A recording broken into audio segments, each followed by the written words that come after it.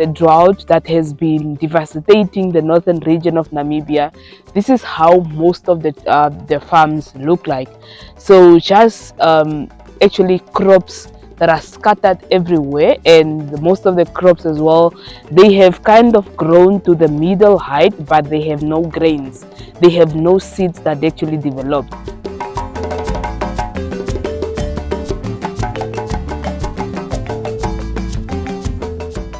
It's going to be very hard to survive, especially for the smallholder farmers. Not smallholder, but the traditional farmers. It's going to be a very, very tough year. And like houses are already empty, they don't have grains, and these people, they depend on this crop farming 100%. For every intake that they take, they get it from their traditional farm. But this year, that there is no produce, and it's not a lot of people that are going to harvest, so it's going to be a struggle. All green things that you can see, they are all weeds. They are all, I don't know how you call this type of plant, but in our language, in Ashwambo, we call them molokosho. So these are the only things that you can see, and like the field is empty, guys, and I don't know how people are actually going to survive for the months to come, for the year of 2024 and 2025. So I don't know if we have to do something to actually help the different local farmers to actually be able to maintain or to be able to adapt to this drought, because this is an ongoing thing right now, and we don't know how next year is going to look like, if next year is going to be better or if it's going to remain this way. So all we do is, I think we really have to come up with programs to be able to capacitate our traditional farmers to produce food in some way, even though there is drought actually, because it's really sad. It's really, really, really sad. So one thing is like these melons. These are some of the melons that we have in the farm, that we at least saw a kind of a better produce.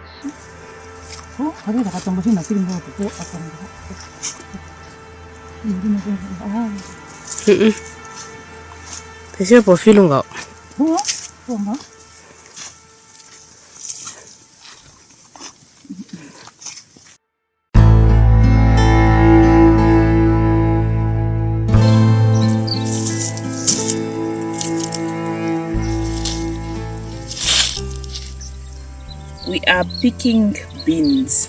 When people are asking, Elizabeth, what are you doing in the north? What are you doing in the village? Guys, we are picking beans.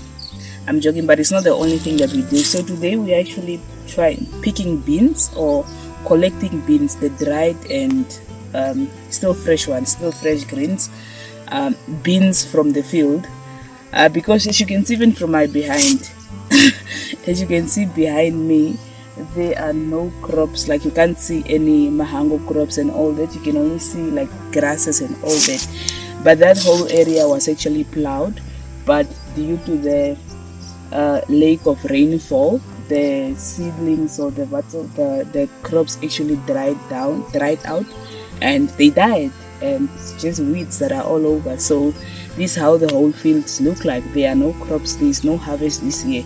And it's not only our field alone, a lot of fields. So the only thing that we have in this field that we are currently harvesting is the beans and the melons.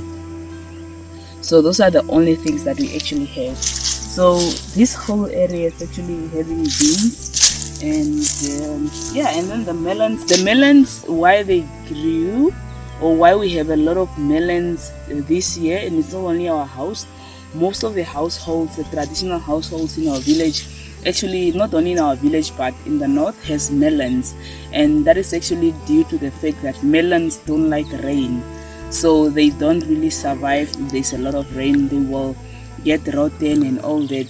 So so one of the things is that we plowed this land, and there was so much there was so much evergreen actually, especially at the beginning in January. The whole field was green, of like plants were growing healthily, the crops were growing healthily, and then the rain disappeared. So when the rain disappeared, most of the crops died due to the excess heat. They died, and I think a month later or something, like in February, the rain kind of came back, but it also just apparently rained like for I think once, and it also just come occasionally or just a little bit, showers, small showers. So that's really what hindered the crop to actually be able to grow and make like healthy heads. Let me just show you one of the heads actually what we have.